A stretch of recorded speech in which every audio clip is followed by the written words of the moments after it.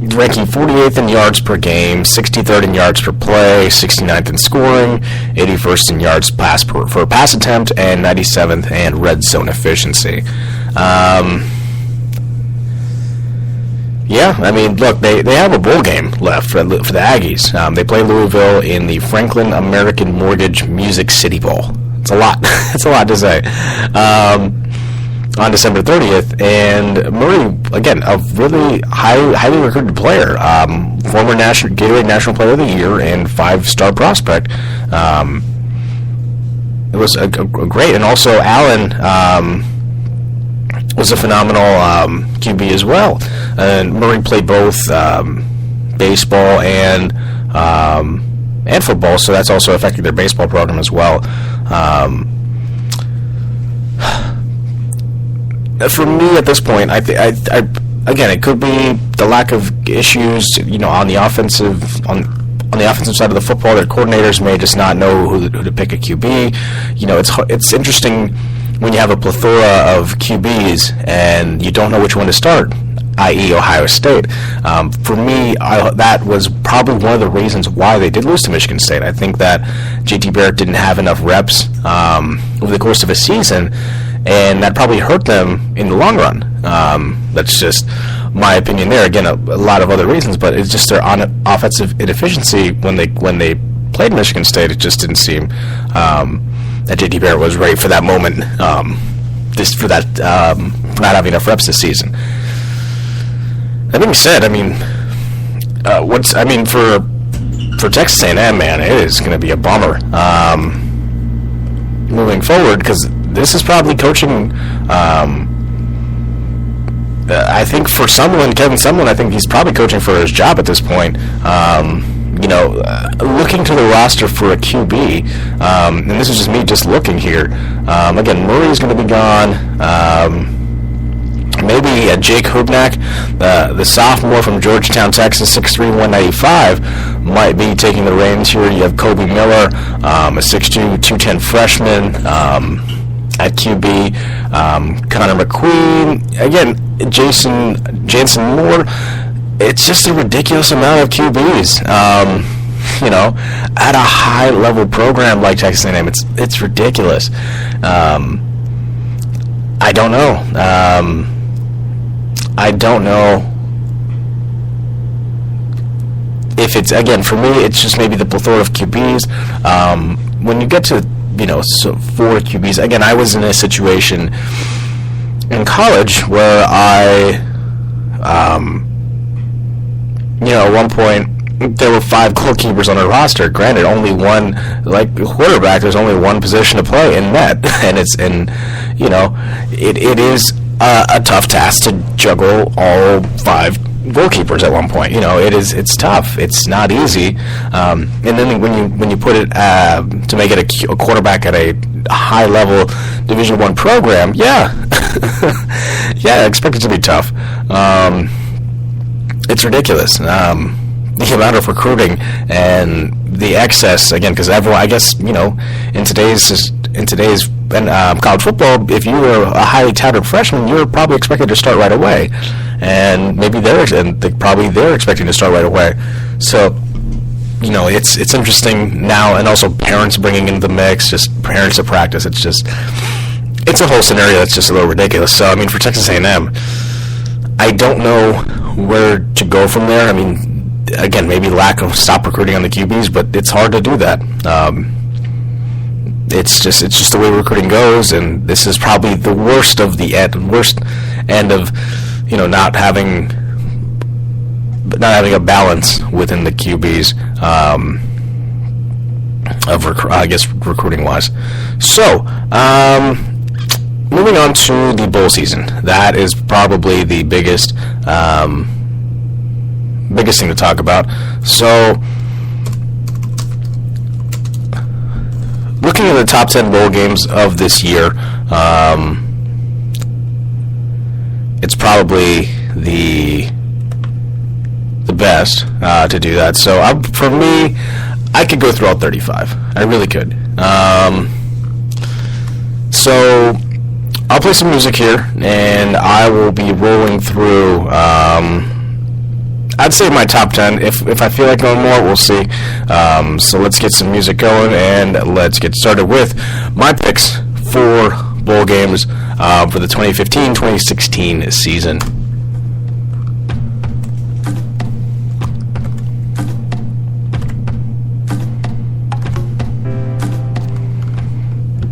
All right, so music set up here. So obviously the biggest bowl games are, if you look at it, so let me, oh, looks like I have the wrong one pulled up, so that's not a good thing. There we go. Top 10 bowl games for the 2015-2016 season. Here we go. So, number 10, the Armed Forces Bowl for Air Force, California. Interesting. Contrast in style, Air Force runs an option attack and rarely throws the ball. And Cal just operates a quote-unquote bear raid attack. And Jared Goff, likely the number one QB taken in next year's NFL draft. If you're expecting a lot of scoring, this is probably the matchup that you would watch. If it comes down to it, I'm going to go with the one with the NFL talent. I will go with Cal over Air Force. You can watch this December 29th, 2 p.m. Eastern on ESPN. Peach Bowl number 9, Florida State, Houston, two teams that, again, New Year's Six Bowl. Florida State still managed to contend with an ACC title after Jameis Winston left, and again, they landed in a New Year's Six game. Upstart Houston, not bad, 12-1 under first-year coach Tom Herman, who moved from Ohio State as a coordinator to the head coach at Houston. One of the quarterback prospects you would like to look at, Greg Ward Jr. He's one of the best college football prospects in the country. He's a dual-threat quarterback, and when I mean dual-threat, he really knows how to throw it and knows how to run it as well. I like Houston in this one, just because of the ability with at QB, more so than what Florida State has with their inefficiency trading back and forth throughout the season. For me, at the end of the day, going Houston. Number 8, Texas Bowl, LSU, Texas Tech. It should be a game of a lot of scoring, especially LSU has Leonard Fournette, Texas Tech, terrible defense. So Texas Tech's air raid versus LSU's running attack, it should be a good game to the end. At the end of the day, I'm going with someone who at one point was the Heisman Trophy leading candidate, going with LSU. Moving forward on to number 7 on the top 10 bowl games to look forward to. The Citrus Bowl, Florida, Michigan. Last time these two teams played in a bowl game, Tim Tebow was on the team, so quite some time. Florida 10-3, a surprising 10-3, really. If you granted, Florida wanted a national title run, but from where Will Muschamp left them to inefficient as at QB, to get them where they are now is still really impressive, and 10-3 is great. And for Michigan also, 9-3 in Harbaugh's first season. After an opening loss to Utah, I really didn't expect Michigan to contend, but man, they were pretty much in contention for the entire season. Probably should have been 10-2. Let's be honest, if Michigan State didn't have that miracle at Michigan there, with that little fumble from the punter on the last 10 seconds of the game, I expected this one to be a close one at the end. I'm picking Michigan just because I do not trust Florida's QB situation since Will Greer went out due to suspension for PEDs. So I'm going with Michigan over Florida. You can catch us on New Year's Day, 1 p.m. Eastern on ABC. For the Rose Bowl in Pasadena, two teams that, again, could have been. These are the highest-ranked teams not to make the playoffs. These teams are realistically as good as they could, as good as any other team in the playoff, in my opinion. If you're looking for an all-around player, you have it in Christian McCaffrey. Broke the all-purpose yards for the Pac-12. And for Iowa, they're a team that's really efficient. It's hard for them to come to this game with a big, huge loss. In how they lost in the last minute of a game in the Big Ten title game, because honestly, if they won the game, we wouldn't be talking about them in this bowl. So for Iowa, it's going to be a tough game, but if I know Kirk Ferentz, as I feel like I do, and how he prepares his teams, it's going to be a good game to the end. I'm going to give the home field advantage to Stanford, and I like home field advantages in bowl games when given. So in that sense, I'm going with Stanford over Iowa. Number 5 is the Cotton Bowl, which is crazy to think about that. Alabama, Michigan State. This is probably going to be the more boring of the two games, if you're going to be realistically talking about excitement. Again, it's the game to watch, obviously. Because it's a bowl game, because it's a college football playoff. But I don't know. If Connor Cook's healthy, I think that's going to be the biggest key to the game. If Connor Cook is healthy, Michigan State can keep up with Alabama. This is not going to be a blowout. If anyone out from Alabama thinks that, you're ridiculous. Michigan State has just a good defense as Alabama. Alabama's probably the best defense in the country by far, but Michigan State's right up there with them in efficiency. If I'm going to be honest with myself, Cotton Bowl, how it's going to work, I will go with Alabama. Close one, very close one, over Michigan State. You can catch this one December 31st at 8 p.m. on ESPN. Number 4 is the Las Vegas Bowl, BYU, Utah. This will kick off the bowl season on Saturday. Catch this one 3:30 p.m. on ABC. The Holy War is how it's called. It's arguably one of the most underrated rivalries in college football. But it should be interesting now, especially with a lot of talk this week about BYU being a dirty team. I don't know.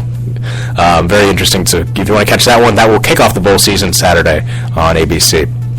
The number 3 game, again, of the top 10 bowl games of this season, the Alamo Bowl.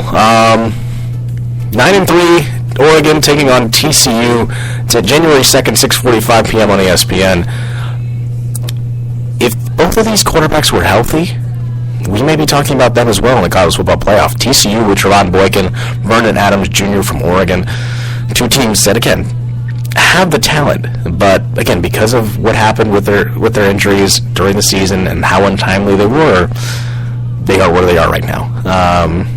But, again, I expect a lot of scoring. So if you're looking for an offensive showcase with high-profile QBs that may go into the draft next year, this is where I would check it out. Number 2 is the Fiesta Bowl.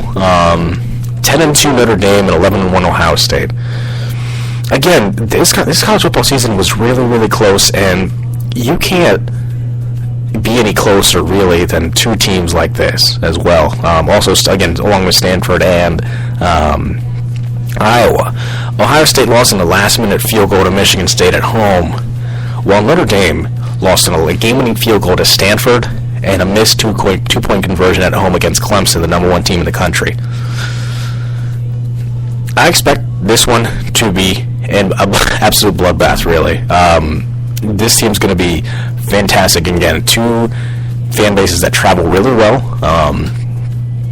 The last time they met in a bowl game was 10 years ago in the 2006 Fiesta Bowl. I really like both coaches here. So obviously, motivation to finish the season strong is something to look forward to. This will be at 1 p.m. On ESPN in Glendale, Arizona. So I could probably check it out if I want to fly down there. Anyway, obviously the number 1 game to look forward to: Clemson, Oklahoma. Clemson's the only undefeated team left in FBS, and yet is an underdog to the Sooners. Honestly, I was one of those people that said that I didn't think that Oklahoma could rebound after their loss to Texas. I really just didn't think that was possible, especially to a Texas team that was awful at the time. But you never know in that Red River rivalry game. You don't know. And so, for me, again, Baker Mayfield could have been an Heisman Trophy finalist if it all played down to it. But Clemson, again, they're undefeated for a reason. And the pressure now mounts. Orange Bowl, December 31st, 4 p.m. Eastern, ESPN. Who am I picking in this one? I have a feeling Oklahoma is going to come out. I don't know how. I just think they're one of the hotter teams just based off the competition that they played lately. That's probably going to be the team that's probably comes out on top of this one. So obviously